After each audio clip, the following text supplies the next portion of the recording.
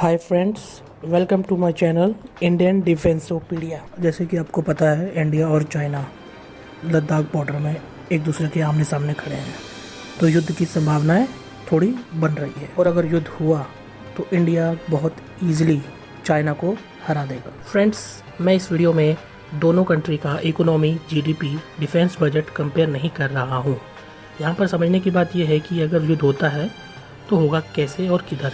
India और China दोनों ही nuclear power country है और इन दोनों ही कंट्री की आर्मी, नेवी, एयरफोर्स ये वर्ल्ड की टॉप 5 रैंकिंग में आती है। अगर दोनों में युद्ध हुआ तो चाइना ये युद्ध सिर्फ आर्मी और एयरफोर्स के जरिए ही लड़ेगा, बिकॉज अमेरिका के 3 एयरक्राफ्ट कैरियर प्रशांत महासागर में पेट्रोलिंग के लिए डिप्लॉयड कर दिए गए हैं। इसलिए चाइना नहीं चाहेगा कि उसका सामना अमेरिका से हो। जैसे कि चीन ने एलएसी पर चुमार, डेपसांग, डेमचौक, गोगरा, गैलवान, पैंगोंग झील और ट्रिग हाइट्स में आर्मी डिप्लॉयड करना शुरू कर दिया है, ठीक उसी तरह हमारी इंडियन आर्मी भी लाखों की संख्या में डिप्लॉयड कर दी गई है। इंडिया और चाइना के बीच एलएसी बॉर्डर 3400 किलोमीटर लंबा है और ये 3 डिवीज़न में डिवाइड है। फर्स्ट डिवीज़न वेस्टर्न सेक्टर, जो कि लद्दाख, अक्साई चीन के बीच में आता है। सेकेंड डिवीज़न सेंट्रल सेक्टर और थर्ड डिवीज़न है ईस्टर्न सेक्टर।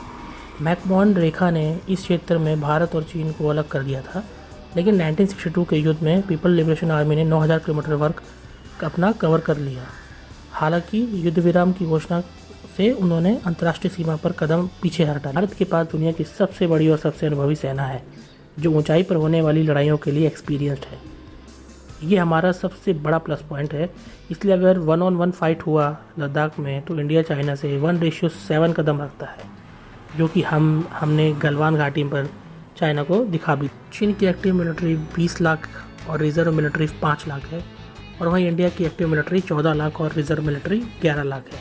जहाँ पर युद्ध लड़ा जाना है, यानी लद्दाख और अक्साई चीन के बीच, वो ग्राउंड लेवल से 13,500 फीट ऊपर है। हिल एरिया में युद्ध लड़ना चाइना को काफ़ी कठिन होगा। चाइना की टैंक कैपेसिटी 3200 है और वहीं इंडिया की टैंक कैपेसिटी 4200, और यही हमारा दूसरा प्लस पॉइंट है। चाइना ऐसे हिल एरिया में अपना टैंक लाएगा तो लाएगा कैसे? इंडिया के पास चिनूक हेलीकॉप्टर और C-17 ग्लोबमास्टर हनुमान जी की जैसे काम करेंगे। इंडिया के पास आर्म्ड व्हीकल 9000 के आसपास है और वहीं चाइना के 30,000 के आसपास। लेकिन इस आर्म्ड व्हीकल की चाइना को ज़्यादा ज़रूरत है, क्योंकि चाइना के पास इंडिया के अलावा और कंट्री से भी विवाद ज़्यादा है। वहीं बात की जाए सेल्फ प्रोपेल्ड आर्टिलरी गन्स, तो चीन के पास 3000 टैंक गन है और वहीं इंडिया के पास 300। बट ये हिल एरिया में आर्टिलरी गन्स, टैंक्स ज़्यादा इस्तेमाल नहीं आ सकते हैं। हाँ, यहाँ तोप काम आ सकती है, रॉकेट्स काम आ सकते हैं, अटैकिंग हेलीकॉप्टर काम आ सकते हैं और फाइटर जेट्स काम आ सकते हैं। इंडिया जो भी वेपन्स लेता है काफ़ी सोच समझ के लेता है।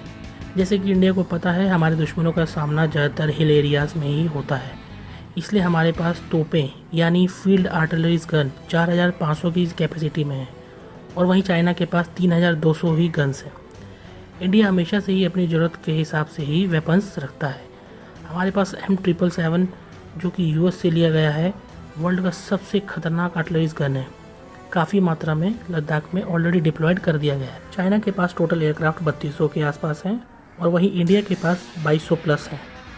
चाइना के पास कॉम्बैट एयरक्राफ्ट की संख्या 1200 है और वहीं इंडिया के पास 550 अप्रॉक्स। कॉम्बैट एयरक्राफ्ट मतलब ये आमने सामने की अटैक कर सकते हैं और एयर टू सरफेस पर भी अटैक कर सकते हैं। युद्ध के टाइम पर इन कॉम्बैट एयरक्राफ्ट में बहुत से हथियार लोड किए जाता है, जिस वजह से इसका वजन बहुत भारी हो जाता है। लेकिन चाइना का एयरबेस तिब्बत के आसपास ही है, जो कि ऑलरेडी 5000 फीट पर है, और उसके बाद फिर वहाँ से और ऊपर 8000 फीट तक और ऊपर आना पड़ेगा। इतना हाइट पर आने के लिए जेट इंजन की क्षमता कम हो जाती है। इसलिए चाहे चाइना का फाइटर 4th जनरेशन हो या 5th जनरेशन, कोई फ़ायदा नहीं। और इंडिया के पास यहाँ पर ऐसी परेशानी नहीं आने वाली। हमारे एयरबेस ऑलरेडी लेह लद्दाख में है और जो कि 24 आवर पेट्रोलिंग कर रहे हैं। सन 2019 में आई चाइनीज़ रिपोर्ट के हिसाब से Chinese fighter jet J-10, J-11, J-15 ये सब LAC के आसपास तिब्बत में हाई एल्टीट्यूड होने के कारण थोड़ा टेक्निकल प्रॉब्लम का फेस कर सकते हैं। हाँ, चाइना का J-20 5th जनरेशन का फाइटर है, जो कि ईजिली यहाँ तक पहुँच सकता है। बट उसको तिब्बत क्रॉस करके एक्साई चीन में आने के लिए सिर्फ 50% वेपन ही लाने होंगे और हाई एल्टीट्यूड पर ज़्यादा फ्यूल इस्तेमाल होने से थोड़ा सा परेशानी फेस करना पड़ सकता है और यही इंडियन एयरफोर्स बाजी मार लेगी।